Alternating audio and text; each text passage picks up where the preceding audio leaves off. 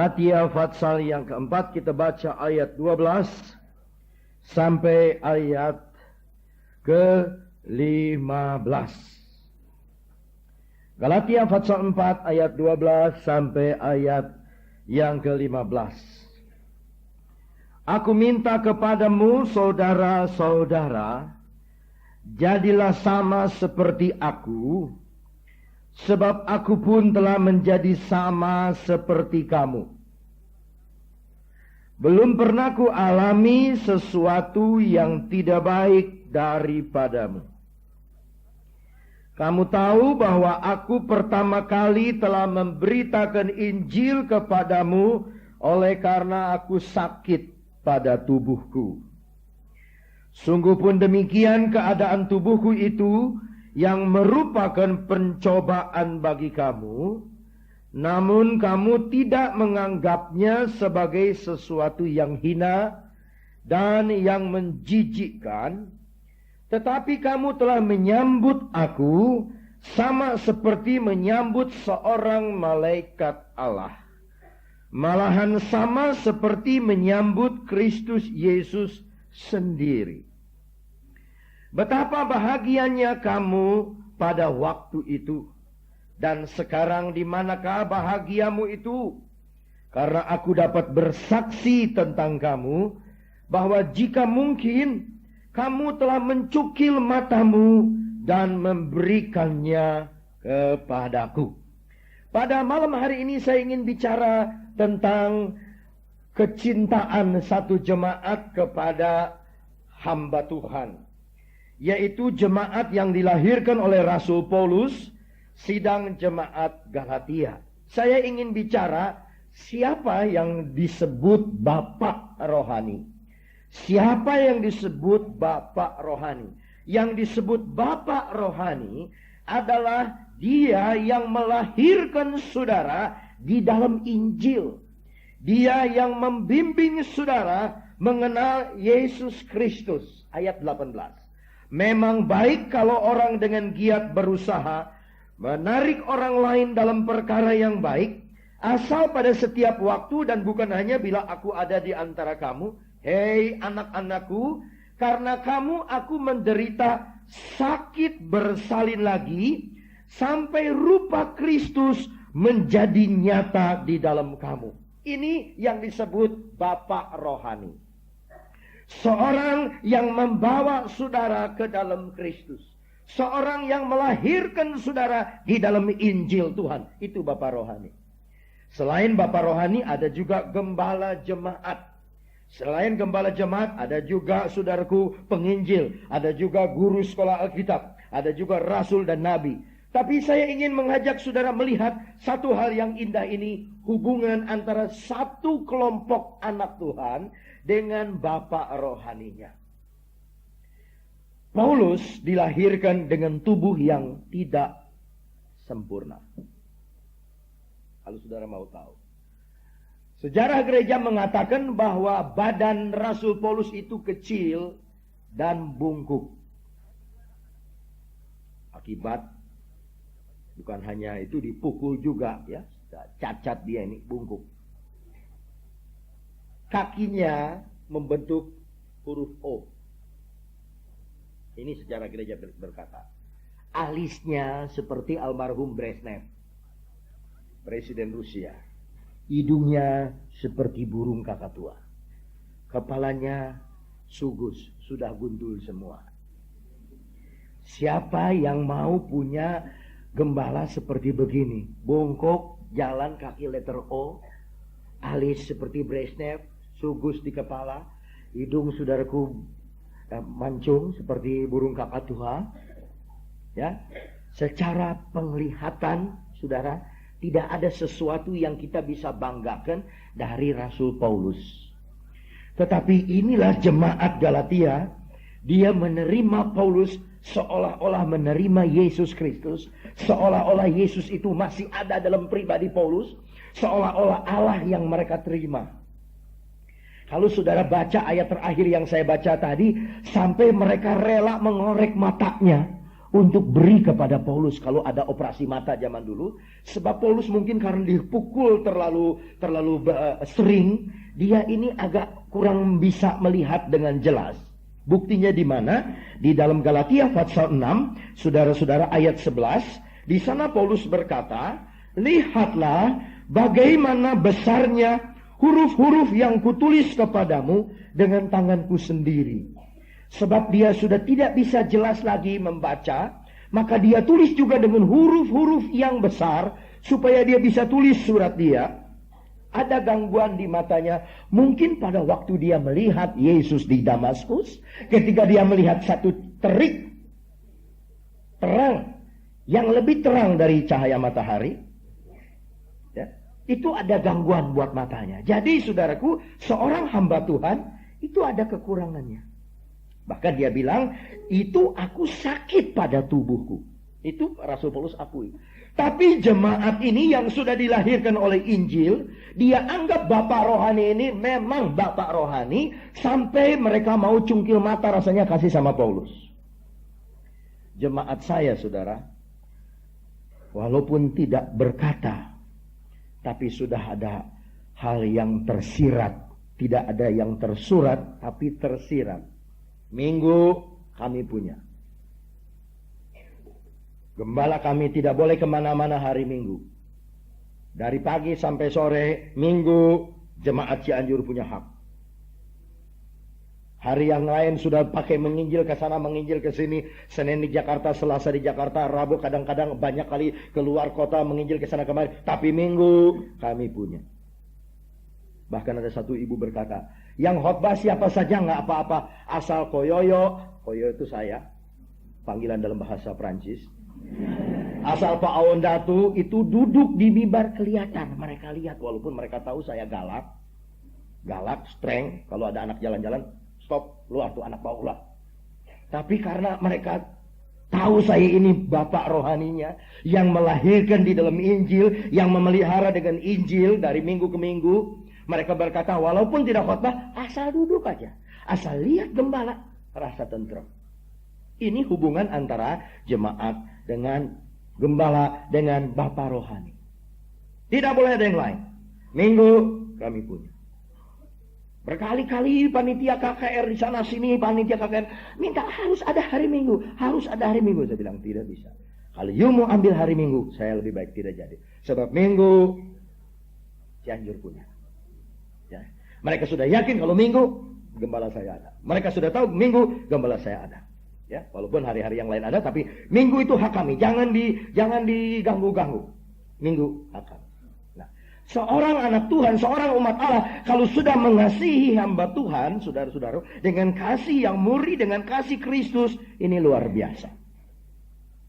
Saya baru pulang dari Manado, dan untuk tahun ini kelima kali, bulan November, bulan depan saya ke sana lagi untuk ke 6 kali. Minta dari Senin sampai Jumat. Saya bilang bagaimana ya? Senin sampai Jumat dikasih dulu ongkosnya. Nih ongkos nih. Udah Senin sampai Jumat. Saya bilang saya nggak janji. Saya beraninya cuma Rabu, Kamis, Jumat. Ya Senin, Selasa saya nggak janji deh. Tidak nih Senin sampai Jumat. Saudara tahu? Karena sudah sering ke sana, mulai ada bibit kasih sayang satu dengan yang lain. Kalau saya, saudara, ini bukan untuk nonjol-nonjolin dijauhkan Tuhan. Ini supaya saudara bisa ambil pelajaran dalam khotbah ini. Kalau saya naik pesawat Garuda, saudara, sampai di Manado, saya nggak usah turun, angkat koper nggak usah. Udah ada yang lompat 2 orang. Mana Pak Ondatu? Sebab itu 2 pemuda yang saya baptis dalam satu KKR. Ya. Jadi bagaimana Pak Ondatu? Sudah dikasih tahu di calling bahwa pesawatnya ini, dia tahu. Ambil koper. Itu bagian yang bilang pesawat naik, pesawat turun, pesawat naik, pesawat turun. Nggak boleh naik, nggak boleh turun, nggak boleh naik. Itu namanya Yason. Orang juga anak Tuhan, orang Pantai Kosta. Saya tahu pesawat saya yang minggu lalu itu, saya bilang pesawat saya memang Tuhan Yesus punya. Itu saudaraku tidak bisa turun sebab roda ini tidak terbuka dari Yason ini. Sebab katanya pilot melaporkan lampu ini tidak menyala, tidak hijau. Jadi tidak aman. Dia bilang tidak boleh mendarat, naik lagi. Sampai dia lihat dari bawah betul sudah terbuka, baru boleh turun. Begitu saya sampai, saudaraku, 3 mobil jemput saya. Mobil panitia, mobil yang lain. Tiga-tiga mau saya duduk di mobil mereka. Saudara-saudaraku yang pertama ini pimpinan gereja, bro duduk sini Jo, sudah mobil kita nyada ada AC, mar duduk sini. Deng torang, mari duduk sini, kita makan ikan mas. Tapi ada satu panitia bawa Toyota Crown putih, saudaraku, ada AC-nya. Dia kecewa sebab dari jam 1 siang dia tunggu, pesawat datang jam 4 karena 2,5 jam terlambat di Jakarta. Saudara-saudaraku, mari sini bro, ada AC di sini, dingin di sini, bro kan senang AC, duduk sini. Jadi saya bingung, sampai saya pilih senang yang AC, yang di depan, bro, biar kita punya mobilnya ada AC, Mar Toyota Hartop. Mari, masuk sini. Aduh, saya bilang, sudahlah kalau begitu kita bagi-bagi. 5 kilometer pertama, saya naik mobil ini. Setuju, saudara? 5 kilometer pertama naik mobil. Sampai berhenti bagian kami. Saya pindah, sudah di Toyota yang ada AC-nya. Aduh, sana sudah sampai di restoran. Ini sore, saudaraku, jam 4:30. Makan dengan ikan mas, bukan makan dengan ikan mas, makan ikan mas, saudara-saudaraku. Sudah senang, baik pulang dengan mobil yang ketiga. Pulang sampai di hotel, sudah tenang. Itu jam 6 sampai di hotel. Bro, saya punya koper kemana? Wah, tadi mana itunya? Saya sudah kasih sama bro. Wah, kalau gitu ketinggalan di lapangan terbang. Kebaktian jam 7, saudara. Mereka satu mobil lari lagi ke lapangan terbang. Saking cintanya nih. Saking cintanya sampai ke lapangan terbang. Telepon dari kapal terbang. Tidak ada bagasi Pak Honda tuh. Ketinggalan di Jakarta. Nah, hebat gak Garuda. Jadi saya bilang, jadi saya nih mau pakai apa khotbah? Jas saya di situ, Alkitab saya di sana, semua pakaian saya di sana. Ya. Semuanya di sana di mobil itu. Minyak rambut di sana, cerot sana, cerot sini di sana. Saudara-saudaraku, semuanya di sana. Jadi saya hanya dengan pakaian yang ada. Mereka saudaraku telepon lagi semua, bawa pakaian. Beli di toko mendadak, beli handuk, beli odol, beli minyak rambut, beli sisir. Semua sebab udah ini sudah darurat. Jam 7 kebaktian. Ini baju yang mereka beli ini. Ini udah tuker 3 kali baru pas, ada yang pas. Nomor 16 cari. Saya khotbah, saudara saya khotbah malam pertama. Hari kedua, orang Tondano datang. Sudah sekarang bro, aku datang tidur di Tondano, bawa di Tondano. Sudah di Tondano, sudah dari saya bilang asal diantar lagi nanti pulang gampang kebaktian. Dari Tondano hari kedua pulang lagi, saudaraku hari Kamis malam kebaktian. Sampai di hotel dulu saya siap-siap mandi. Loh, saya punya pakaian ini di mana? Ketinggalan di Tondano, saudara-saudara. Jadi jam 7 kurang 20, saudara kebaktian. 20 menit lagi kebaktian. Hotelnya persis di depan gereja, Samratulangi. Saya tidak punya pakaian, saudara. Saya saat itu nangis. Nangis saya sama Tuhan. Nangisnya bukan nangis nggak punya pakaian. Nangis ini pakaian pada kemana? Saya sembahyang, oh Tuhan, bagaimana ini saya mau khotbah dengan apa?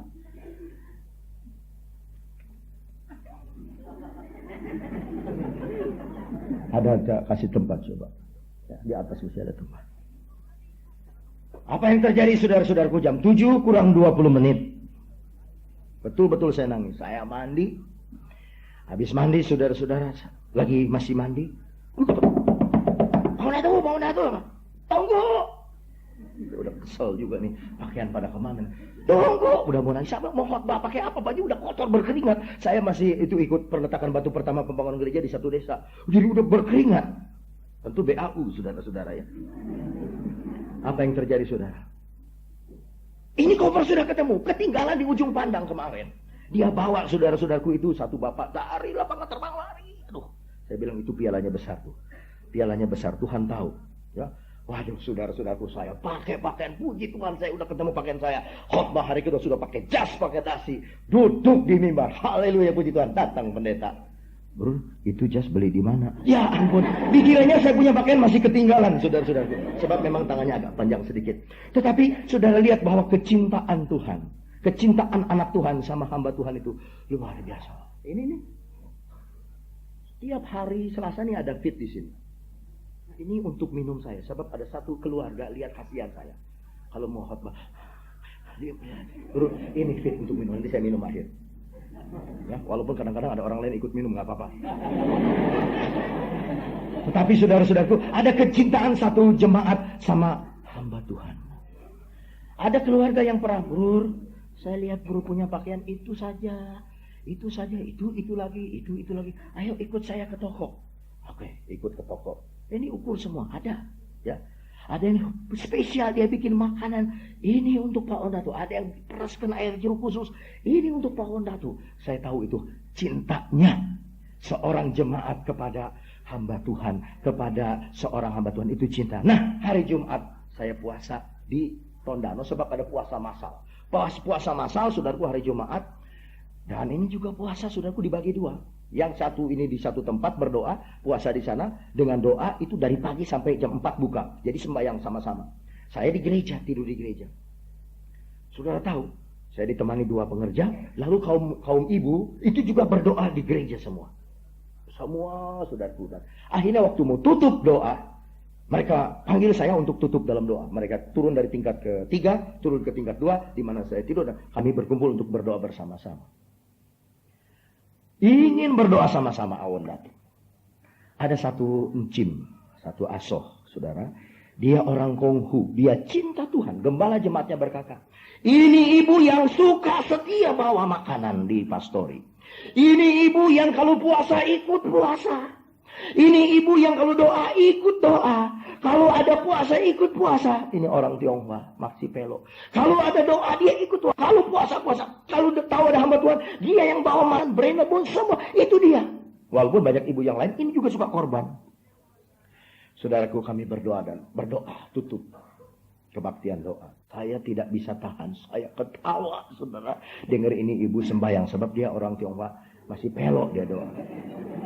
Jadi satu ibu berdoa pertama, dua ibu, nah ini ibu yang bahasanya kurang lancar, baru saya pegang perut saya ketika dia sembahyang sungguh-sungguh, tapi saya nggak tahan, saya ketawa sendiri. Tapi untung lagi puasa, jadi nggak kuat ketawa ras, lagi puasa lemes. Dia sembahyang begini.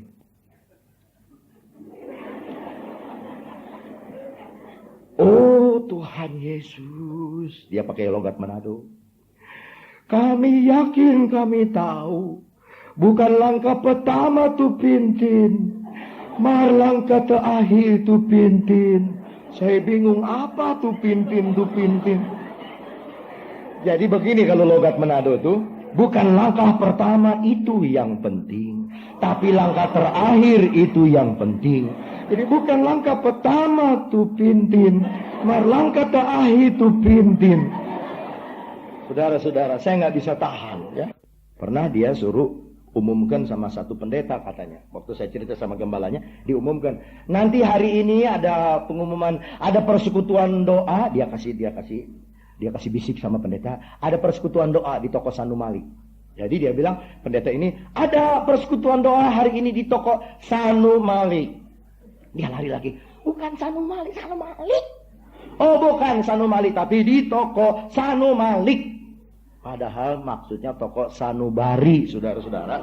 Tapi ini ibu bilang Sanumali, jadi bingung. Tetapi ini ibu, dia cinta Tuhan. Ini gembala berkata, orang ini ikut sembahyang, orang ini ikut puasa, orang ini ikut doa semalam suntuk, orang ini yang suka perhatikan hamba Tuhan, orang ini yang begitu setia.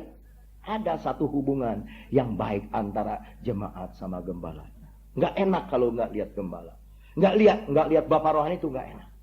Kalau saudara baca Ibrani 13, ayat yang ke-1, di sana juga Rasul Paulus menceritakan hal yang sama. Ayat 1 dan ayat yang kedua. Peliharalah, Ibrani 13 ayat 1 dan 2, nasihat dan doa selamat. Peliharalah kasih persaudaraan. Jangan kamu lupa memberi tumpangan kepada orang. Sebab dengan berbuat demikian, beberapa orang dengan tidak diketahuinya telah menjamu malaikat-malaikat. Saudara-saudaraku, Paulus bicara, jangan lupa memberi tumpangan. Tumpangan itu tempat menginap, tempat seorang beristirahat. Tapi tumpangan juga bicara, walaupun tidak menginap, di mana kita menyambut seseorang. dengan senyum, menyambut seseorang dengan cerah, itu membuat hati kita, saudara-saudaraku, terhibur. Membuat hati kita ini senang. Kalau saya melihat kemajuan dari anak buah, kemajuan dari seorang anak rohani, maju sekali rohaninya, itu bikin hati saya terhibur. Kalau saya melihat anak Tuhan ini, dia ikut kebaktian tiap Selasa begini, nggak terus begitu, dia meningkat. Salah satu murid saya, saudara-saudaraku, wanita, dia mulai dengan nol, dia bangun gereja di Jakarta ini. Dan dia sudah bangun gereja, dia sudah mempunyai gereja, dia jadi gembala jemaat, belum menikah, dia sudah jadi gembala jemaat. Ada satu lagi murid saya, saudaraku, belum jadi pendeta, belum sekolah Alkitab, dia sudah bicara di satu kebaktian kebangunan rohani. Diundang, dan dia bersaksi kepada saya, banyak orang terima ya, Yesus sebagai juru selamat. Dan murid saya ini juga berkata, lapor kepada saya, puji Tuhan, katanya, dia baru pulang dari Jawa Timur, ada 2 orang lumpuh didoakan sama dia, dia wanita. Yang satu langsung jalan, saudara. Yang satu tidak jalan sebab tidak ada iman, disuruh jalan gak mau. Ya orang lumpuh disuruh jalan gak mau, ya gak bisa jalan. Tapi orang lumpuh yang pertama ini dia jalan, dan dia jalan. Saya punya hati bangga sekali. Anak-anak rohani ini mulai maju. Ya. Tetapi secara kasih, ayat Pasal 13 ayat 2 itu, jangan kamu lupa. Nah ini, kadang-kadang kita bicara soal rohani, begitu senang, kita lupa dengan perkara yang sederhana ini, memberi tumpangan, memberi tempat menginap, memberi satu istirahat kepada orang. Ya. Di Semarang, saya tidak usah sebut namanya, ada satu keluarga anak Tuhan. Dia sudah tahu saya tidak tahan panas. Semarang itu panas, saudara-saudara. Jadi saudara, saya siapkan kebaktian pada sore hari ini. Saya tidak bisa tahan. Mereka taruh kipas angin 2. Tapi saya tidak tahan. Masih panas. Lalu ini anak Tuhan berkata, Bro, pindah di kamar saya. Hanya kamar dia pribadi yang ada AC. Bro, pindah. Saya bilang, enggak. Sudah, saya malu, saudaraku, pindah tidur di kamar dia. Ada lemarinya semua, ada tempat dandan semua di situ. Tidak, tidur di kamar saya. Aduh, saya bilang, sudah cukup. Enggak, Bro, tidur di kamar. Supaya berbadan sehat sebentar khotbah sore enak. Saudara-saudaraku, saya tidur di kamar dia. Enak, terus saya bisa tidur. Sebab senang ada AC dingin. Malam-malam habis kebaktian jam 10 saya ingin ke belakang. Harus lewat, saudaraku, kamar sebelah di mana Bro ini lagi tidur. Ya ambil lagi pakai koran. Tidak bisa tidur semalam suntuk. Nyamuk. Karena cinta hamba Tuhan, dia kasih kamar pribadinya. Ada satu bapak tua di daerah Sidoarjo, suka jemput saya di lapangan terbang, saudara-saudaraku. Kalau saya sampai di sana, dia jemput. Saya ini basa-basi sama dia, Om, maaf saya suka bikin susah. Saya dijemput sama Om pakai mobil pribadi lagi. Nah, jadi terima kasih banyak. Nggak usah terima kasih sama saya.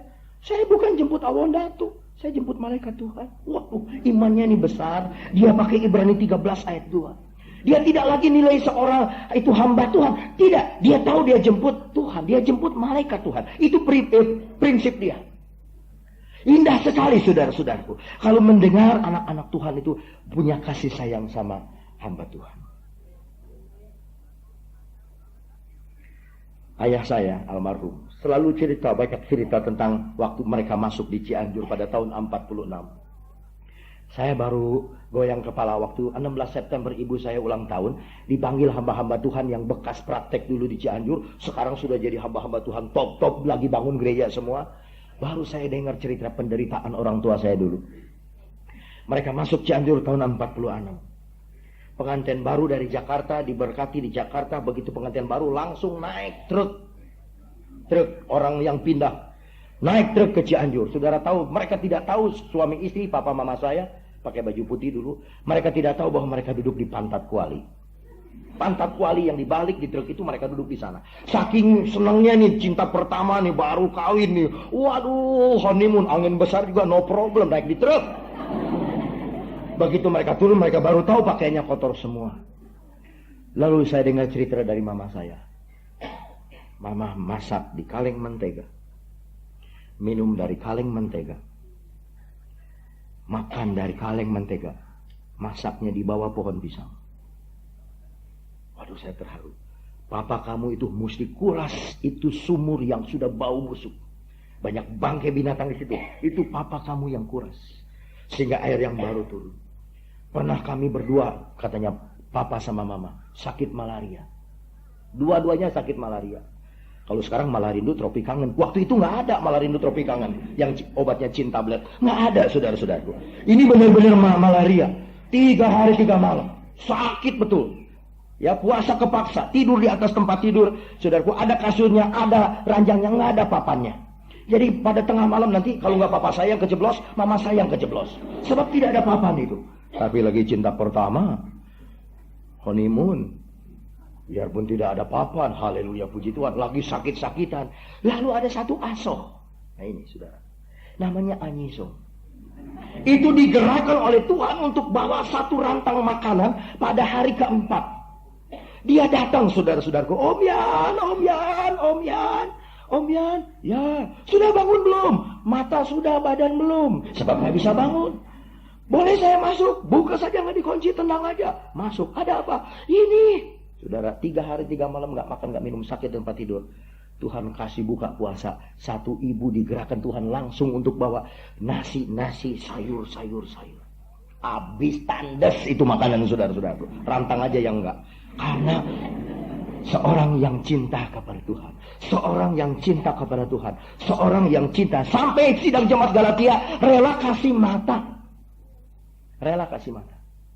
sampai ada yang bilang sama saya, ini Jakarta, pokoknya Pak Onda tuh kalau sampai Jakarta nggak ada nih supir nih, nggak ada mobil nih, mobil lagi rusak atau apa, telepon saya mau jadi supir, pakai mobil saya mau jadi supir. Sampai saat ini saya belum pakai itu fasilitas. Saya nggak sembarangan. Ya. Saya rela, saya mau jadi supir Pak Onda. Kemana saja pergi, saya mau. Iya, oke, nggak apa-apa. Tapi saya tahu itu datang dari cinta. Itu datang dari kasih sayang. Nah, kita kembali kepada Galatia. Sudah terlihat akibatnya orang-orang yang berbuat hal ini diberkati oleh Tuhan dengan luar biasa. Ayat yang ke-13. Kamu tahu bahwa aku pertama kali telah memberitakan Injil kepadamu oleh karena aku sakit pada tubuhku. Jadi mereka kenal Paulus bukan dalam KKR besar. Mereka kenal Paulus justru waktu Paulus lagi sakit masih beritakan Injil. Mereka bertobat terima Yesus, ayat 14. Sungguh pun demikian keadaan tubuhku itu yang merupakan pencobaan bagi kamu. Namun kamu tidak menganggapnya sebagai sesuatu yang hina dan yang menjijikkan. Paulus tahu diri. Dia ini ada cacat. Dia ini tidak baik. Profilnya tidak baik. Tapi ini orang Galatia tidak peduli. Mereka saudara-saudaraku terima Paulus seperti mereka menyambut seorang malaikat Tuhan. Malahan sama seperti menyambut Kristus Yesus sendiri. Betapa bahagianya mereka. Betapa senangnya mereka menyambut hamba Tuhan ini. Dan saya mau katakan saudara-saudaraku, jarang anak Tuhan punya sifat ini. Jarang anak Tuhan punya pribadi ini. Kebanyakan mereka minta pendeta itu mesti susah, pendeta itu nggak boleh punya mobil, pendeta itu nggak boleh menyolok, pendeta itu mesti sederhana, pendeta itu mesti nggak ada salahnya, pendeta itu mesti nggak boleh sakit. Pokoknya pendeta itu harus ready aja siap hari. Ntar emak kita congek, emak kita ini mesti dia datang, mesti dia sembahyang. Ntar ada yang kanker mesti dia doakan. Mesti 24 jam penuh dia mesti siap. Nggak boleh salah, nggak boleh gini, nggak boleh gini. Kalau ada berkat, nggak boleh makan bakso, nggak boleh makan es krim, nggak boleh. Mestinya tempe, tahu, dia mesti makan cecenet, geramidang, midangna kawarung kondang. Itu yang boleh dimakan, makanan yang sederhana tidak boleh. Ini pendeta nggak boleh gini, nggak boleh terima ini, nggak boleh pakai baju bagus, dia mesti pakai drill. Ya, giginya nggak boleh disikat, nggak boleh ini, apa dan sebagainya. Ini tidak benar, saudara-saudaraku. Ini tidak benar. Tidak bisa demikian. Dan kalau saudara baca dalam Filipi pasal 4, Paulus juga bicara di sana tentang saudara-saudaraku kepribadian satu hamba Tuhan dengan hubungan jemaat di Filipi. Filipi pasal 4 ayat yang ke-10. Aku sangat bersukacita dalam Tuhan bahwa akhirnya pikiranmu dan perasaanmu bertumbuh kembali untuk aku. Memang selalu ada perhatianmu, tapi tidak ada kesempatan bagimu. Kukatakan ini bukanlah karena kekurangan, sebab aku telah belajar mencukupkan diri dalam segala keadaan. Aku tahu apa itu kekurangan, dan aku tahu apa itu kelimpahan. Dalam segala hal, dalam segala perkara, tidak ada sesuatu yang merupakan rahasia bagiku, baik dalam hal kenyang, maupun dalam hal lapar, baik dalam hal kelimpahan, maupun dalam hal kekurangan.